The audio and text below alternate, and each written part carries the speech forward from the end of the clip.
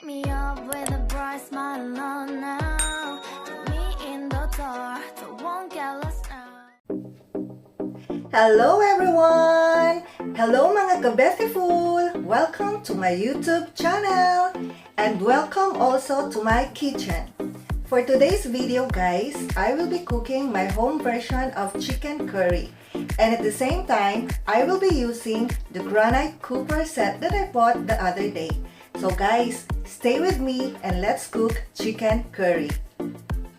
So these are the ingredients that we will need.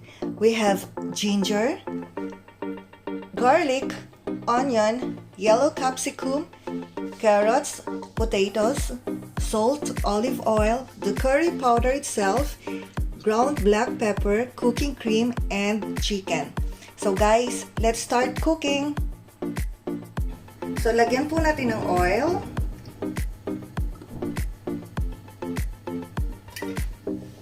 So let's put the ginger first.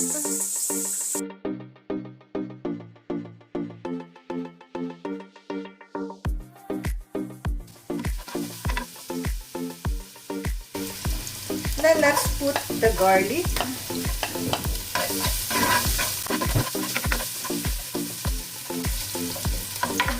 Let's wait until the garlic becomes golden brown.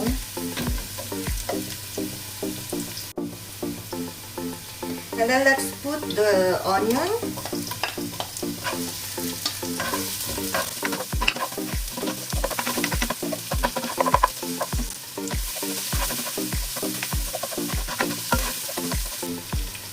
So let's put the chicken.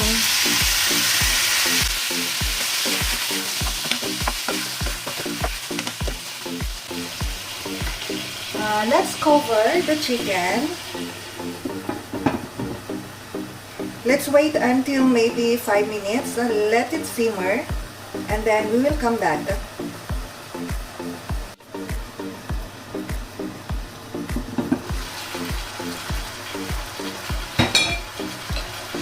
Haluin lang natin ito guys. So I think 3 more minutes. So i-cover natin ulit. So I think at this time we can add salt,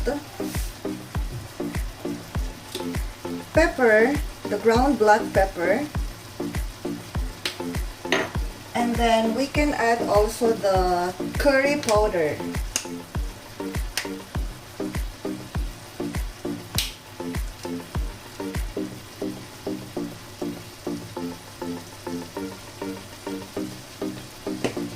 So, haluin lang natin ito.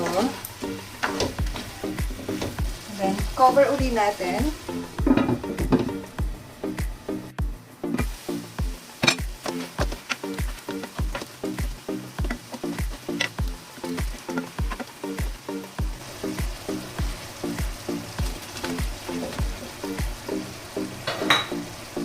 And at the same time, we can add the carrots.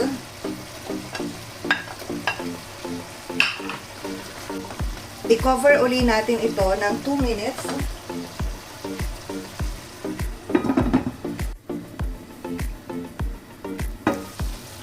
Ayan. So, I think this is the time na we can put the cream para maging creamy ang kanyang sauce. So, let's put the cream. Actually, guys, I'm using this 31% fat na multi-purpose cooking and whipping cream. So, lagyan na natin siya. Pakuluan natin siya ng mga 1 minute and then let's try yung sauce kung okay na siya sa salt, sa curry powder, and then yung pagka-spicy. So, i-cover natin uli siya.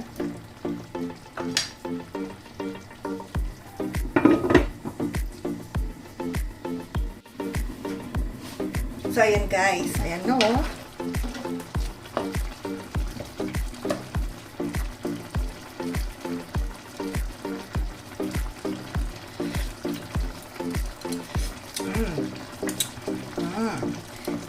I think kulang siya ng salt. Lagyan natin siya ng salt, guys. Yan, maybe 1 teaspoon. Kasi wala pa siyang alat. Hindi pa siya na ang kanyang alat is wala pa. Yun yung minsan nagpapasarap. And then, gusto ko siyang lagyan, guys, ng chili flakes para maanghang. Pero konti lang. Let's put chili flakes.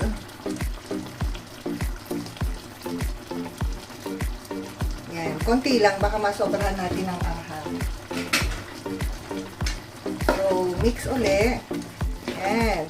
See the chicken, na siya, well cooked na siya. Pero yung potato natin medyo matigas pa. So I think 2 more minutes natin siyang i-boil, iluluto. So ngayon guys, tikman natin yung sauce uli kasi yung salt na nilagay ko baka mamaya ay sobrang alat.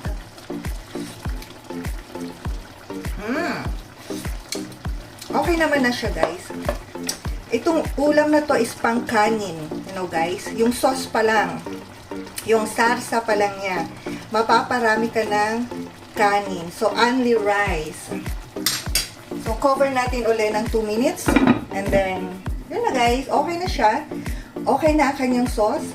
Chicken is cooked na, but the potato is a little bit hard pa. And then the carrots. So, I think 1 to 2 minutes that would be okay. And then we will put the capsicum on top. And then yun na. Okay na siya guys. So ayan. Kulong-kulo na siya. So I think okay na yung potato. Let's try. Okay na siya. Okay na siya. Ayan. So yummy. So, I think, guys, this is okay. So, let's put the capsicum. Ito, mga lang yan. Mga maybe 30 seconds. So, cover it back. And then, wait for 30 seconds. And then, tcharam! So, this one, it's done. Turn off the flame. So, ito, transfer na natin siya. See, guys. Ooh.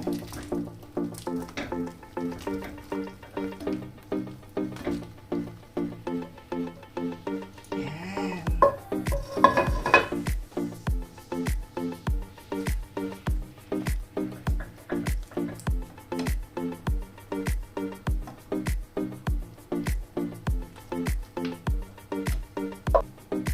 So guys, dito nagtatapos ang ating video for today. At ito na po ang ating nilutong chicken curry for today. Ayan. So again guys, thank you for watching mga kaBETHiful. Bye! Never get old.